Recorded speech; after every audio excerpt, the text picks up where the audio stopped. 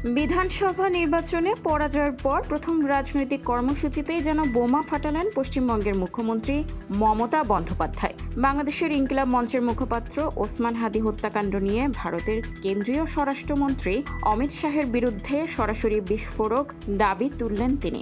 মঙ্গলবার কলকাতার ধর্মতলায় ভোট পরবর্তী অশান্তি, নিট পরীক্ষা জালিয়াতি এবং বিজেপির প্রতিহিংসার বিরুদ্ধে ধরনায় বসেন মমতা। কিন্তু সেই ঘরোয়া রাজনীতির মঞ্চ থেকেই হঠাৎ উঠে আসে আন্তর্জাতিক এক চাঞ্চল্যকর প্রসঙ্গ। বাংলাদেশের বহুল আলোচিত ওসমান হাদি হত্যার খুনিদের পশ্চিমবঙ্গ থেকে গ্রেপ্তারের নেপথ্য কাহিনী ফাঁস করেন মুখ্যমন্ত্রী মমতা বন্দ্যোপাধ্যায়ের দাবি, ওসমান হাদির হত্যাকারীরা মেঘালয় সীমান্ত দিয়ে পশ্চিমবঙ্গে আত্মগোপন করেছিল।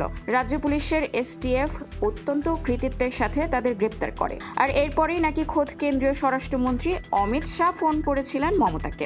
মমতা বলেন, অমিত শাহ নিজে আমাকে ফোন করে জানিয়েছিলেন, আপনি রাজ্য পুলিশকে জানিয়ে দিন, এটা যেন বাইরে না যায়, কারণ এটা দেশের ব্যাপার। কেন্দ্রীয় সরকারকে তীব্র আক্রমণ করে মমতা প্রশ্ন তোলেন, কাকে দিয়ে খুন করানো হয়েছিল, কার কার নাম বেরিয়েছিল। তিনি স্পষ্ট জানান, দেশের স্বার্থে এবং বাংলাদেশ যেন উত্তাল না হয় সেই কারণে তিনি মূল নাম গোপন রাখছেন। তবে তার কাছে সব তথ্য প্রমাণ রয়েছে। পরাজয়ের ধাক্কা কাটিয়ে প্রথম সভাতেই মমতার এই আন্তর্জাতিক মাত্রার বিস্ফোরক দাবি ভারতের জাতীয় রাজনীতি তো বটেই, ওপার বাংলাতেও কতটা ঝড় তোলে এখন সেটাই দেখার।